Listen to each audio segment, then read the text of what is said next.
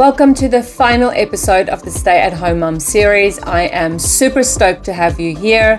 Over the last couple of weeks, we have been talking all things stay at home mum. Now, who knew that there were so many intricacies to being a stay at home mum? I know I have really enjoyed learning from Annie as she discussed all the positives and all the other things that she's been involved with and how she supports other mums as well in the community. Now, in this final installment, we will be talking about the challenges of being a stay-at-home mum, as well as any final advice that Annie has for any stay-at-home mums that are new to being a stay-at-home mum or any stay-at-home mums that are already seasoned and well into it. Now, I hope you enjoy this episode and I'll see you on the other side.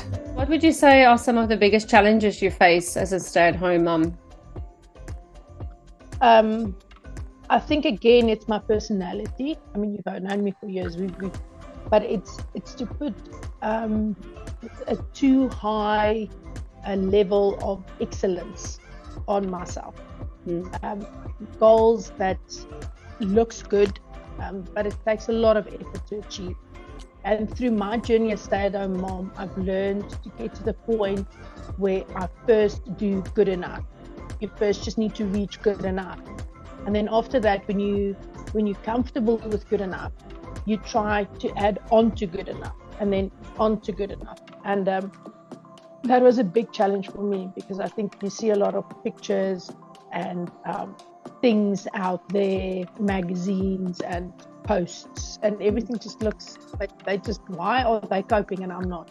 Yeah. So I think that was one of the biggest challenges, and where I've learned just to say, okay, what is the minimum requirement for this to be successful? And you just start with that, and then you build on that, and then you vacuum later. Yeah.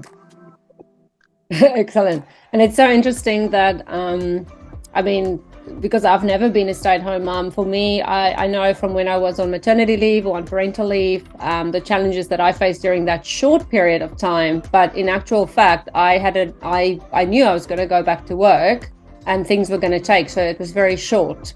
Whereas for you, this is your life. This is long-term for you. You can't run anywhere or go anywhere else. This is where you are, and this is at home.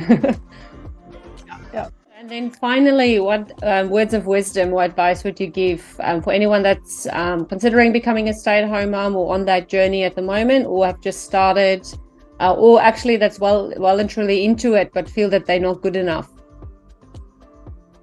I think, like most things, if you go for a job interview, you always check it out and you're like, oh no, it looks good. And I've looked at the building and I spoke to this person and they look very organized. And I think I can fit in with the culture. But then when you get there, you realize there are many hidden, how do you call them, passages and intrigues and things like that. But I think becoming a mom at home is the same. You see it in one way. You ask people, you try it out, you make plans, you make lists, you work on a budget. But then when you get there and it's not how you planned, you often feel that I'm failing. Well, it's not what I thought it was. So the problem must be with me. I'm the one that's not good enough because my plan's not working. And I want to encourage moms that I don't think most of life works like that. You can do as much homework as you want. And when you get somewhere, all the variables have changed. It doesn't mean you're failing. It doesn't mean you're not good enough.